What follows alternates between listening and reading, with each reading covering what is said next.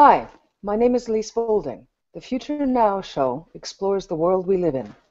Some of our topics may seem challenging to face, but we believe that facing challenges honestly is what allows us to overcome them, to build solutions that address them, allowing us to build a better world for ourselves and for our planet.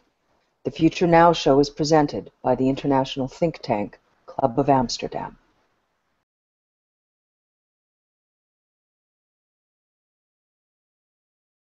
Our first presenter is Arjen Kamphuis.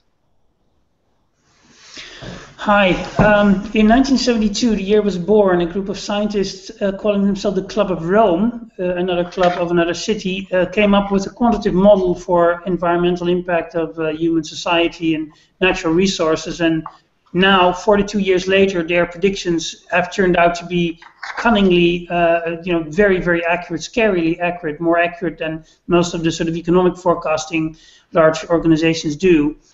And most of the West, particularly in the rest of the world, have pretty much ignored all their warnings. And now we are at the point where we're getting into real trouble with things like climate and resource depletion. At the other hand, we still, as a society, seem to have a discussion whether there is actually a problem, and that leads me to believe that this is not going to be solved through policy or in any other way. And we might very well run out of the things that we need as a species and as a society that we need to live. And many of the, including the two other subjects that we'll be talking about, are some of the consequences and some of the problems that come out of climate change and resource scarcity. So this is now much of the news that we're seeing, wars in Central Asia, food shortages, oil shortages, all those kinds of things. And we seem to be very, very bad at sort of rationally dealing with these kinds of problems. The important question now is whether sort of the point of no return was in 1990, in 2000, or maybe it's in 2020 and there is still stuff that we can do. But as sort of the top of the food chain predator, as a species that we are, when the ecosystem goes haywire, as it's done in the past, and as it seems to be doing now, we are the one species that will be most threatened, along with many other species that are currently being threatened by some of these rapid ecosystem changes. Many biologists now say that actually the current rate of extinction of species today is greater than any of the other major extinction events that has been recorded on planet Earth, including the one 250 million years ago when over 90% of all species died, including, of course, all the top predators at the time. The closeness of all of this means that lots of long-term future planning that we used to do even a decade ago seems rather irrelevant if simply we will run out of food for the vast majority of people. So we need to really rethink thinking about the future itself. Thank you, Arjen. My question, as we seem to agree, we've discussed climate change isn't the issue. It's arguable. We could argue forever while the Titanic is already at the bottom of the sea, or arguably not, about whether we've passed that tipping point. It's managing radical climate change. That's the issue. Given this, what do each of you think is the single most important solution to manage ourselves amidst this cycle today? Single solution.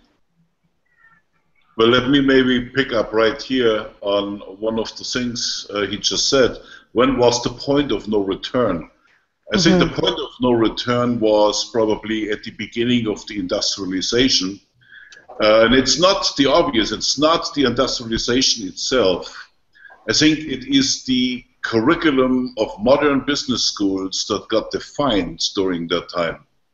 And everything that we know today empirically that is bad for us is under the point of what we teach in business schools. Good. Scarcity is good. The more scarcity, the higher the profits. So really what we have done is we have created a world in which the highest credo, the most important achievement is to maximize profits. And as long as we have that credo, and as long as that is the most important thing that anyone on this planet can achieve, we will not solve these problems. Don't you see that also changing with new generations that have a different mentality and different mindset and have been educated differently than the past. Oh yeah, they do. There's no question about it. But what is a fact is that even these new generations go every day about their business, and every day they do everything to fall into place of where they have to be in the hamster wheel every day, and that is to maximize profits, maximize their paycheck, maximize the earnings, maximize their investments, maximize their stock market returns, maximize all of these things, otherwise they cannot succeed in life. So you either want to be a loser and on the right side of the equation, or you be a winner and then you are part of the problem. So that needs to be analyzed. We need to really profoundly change something here in order to create a completely new system under which we find reward, under which we find economic success. But it can't be what we defined back in the early 1900s in what is now known as the modern business school curriculums.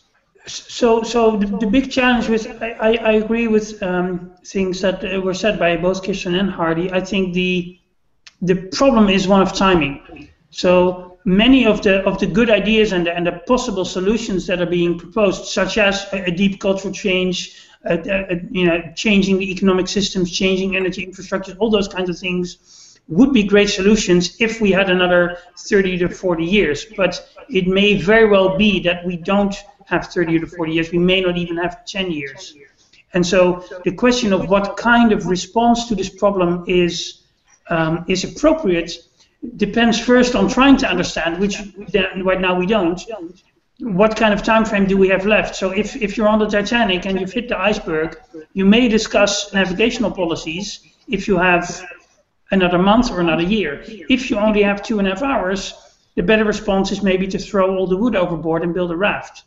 Not even trying to save the ship, simply write it off and simply try to save as many people as you can, knowing that you're not going to save all of them. So you're going to lower your expectations, have a more realistic response that is actually going to work in the time frame that you have left. And so I think a lot of the thinking still seems to assume that we have a pretty much, many decades or a century before this problem becomes real. And the reality is we're seeing giant sinkholes in Siberia that are belching out methane that's going to accelerate this problem. So we may not have that time to have these sort of clean, nice, sort of, thought up in a large conference hall type solutions. One of the organizations that I have some of these discussions with, which includes NASA folks, is what do we do today about managing displacement of 150 million people coastally? What do we do about unleashing of all kinds of strange viruses everywhere? What do we do about managing resource wars as people are moved inland? And these are questions we're asking now, but these questions aren't being asked in very many places publicly. So there is that disconnect, and I think taking a first responder approach, as you are suggesting, Arjen, it's like it has to happen now. You take something, it's like the development of a first emergency response approach, and things have to happen very quickly. And then some of these longer range, more prickly discussions where there's a lot of entrenched thought just have to be moved off the table altogether, because as Hardy says, it will resolve itself. It's just a question of whom resolves it. Our next topic is presented by Kirsten van Dam. Well, thank you. Well, basically, similar to Arjen's topic, I wanted to speak about food. The importance of thinking about food and the future of food has never been greater. We have seen our local and global food system radically transformed by efficiency, convenience, and taste. But it's evident that these strategies will not work for next generations. Tomorrow's challenges, problems, and tensions force us to rethink future food systems and strategies. It forces us to ask questions like, how will we be challenged or empowered by applying new technologies to the global food web? What technologies will help us grow and distribute food throughout the world safely and sustainable? How will innovations in consumer technologies shift what we want and value in our food? In the past, technology has helped create increasing abundance in the global food web. But at the same time, they also created a dangerously complex and imbalanced system where the numbers of hungry people and overweight people in the world both have risen. If we need a food revolution, will technology lead us the way out as well? That's my question. Arjen, since you're on screen, do you have a response to that? Absolutely. I think food is really going to be a problem, but I'm not sure if the problem is going to be like, can I get the nice fresh mango I want out of the supermarket? But it will be quite brutally more, can we just make enough calories, in a damaged ecosystem for 7.5 billion people? And do we even have the energy resources to move stuff around across the planet if that's as necessary? Or by using the energy to move food around the planet and by using the energy to make the artificial fertilizer that makes the food itself, do we actually create the very ecological destruction that then prevents us making more food? So it's really a tough sort of multifaceted problem where technology may provide some solutions, but I think the kind of technologies that might provide the solutions will be very local, very small scale, decentralized, low energy type of stuff, and not using natural gas from Qatar to make artificial fertilizer to then grow corn in Kansas, which we then ship to Mexico or something like that. So I think it will be much more small scale, local, decentralized, in many ways very low tech, low energy kind of solutions where hopefully we can continue to make enough food of enough quality for enough people. No question, technology probably will have to be the answer in fulfilling the needs of food in the near future. There are two emerging trends. One of them is that energy production will become more localized, and two, food production will become more localized, decentralized. People will be more responsible for their own food that they grow in their own communities, and this will happen increasingly. And most of all, for the reason of cost of energy and portability of energy. I understand that half of India's energy production these days is being used to produce food, mostly to produce irrigation water. So these are real problems. Water will be a real problem. The disappearance of farmland is a real problem. I understand from statistics that just last year alone, we lost almost 3% farmland worldwide. That is a huge amount of farmland being lost in just 12 months.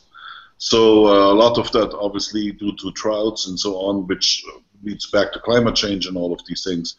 I think what we need to work on is technologies where food can be produced with less use of water. For example, there's a good example in Romania that I just saw myself. In a wine brewery, they're actually bringing the water to the wine plant with a drip system, drop by drop, inserted directly near the root, so that none of this water gets lost in the sunshine and wind and so on. So these are things we're going to have to do if you want to keep on feeding the planet. Agreed. My question, just very quickly, it really is 3 words or less, if you can respond with it, is what do you think we can do to most effectively ensure availability of food and water? What I'm talking about, I agree, technology is a solution, but it's about distribution of that food in an environment where control of food and water resources of any kind is driving wide-scale social unrest. Kirsten? Yeah, I definitely agree. I think that makes this problem very complicated, that it entangles, it taps in so many other layers, that there are a couple of possible solutions. The one thing I would say that any solution that is going to be workable will have to be lower energy than what we do now, and as Hardy said, less centralized than what we do now. Anything that increases energy consumption and thereby ecological damage is not a solution, but is actually part of the problem. Hardy? Yeah, I think I as a last point on that, I just want to say this. I think the social unrest element, and that's obviously something I'm going to talk about in a moment, but the social unrest element is, I think, a very central issue in how do we feed the world. And I think it's both it is a result and it's a reason for its problems. We cannot solve any of our problems by working on how do we feed the planet, or how do we stop the climate change, or how do we solve this or that or the other thing, or how do we change business school curriculums, or how do we make people want something different than what they're doing today. The solution is that we need to do all of the above, and we need to do it at the same time, and we need to do it in cooperation with each other. And only that will solve the problems, including a problem so important as enough food for the world. Thank you for joining us.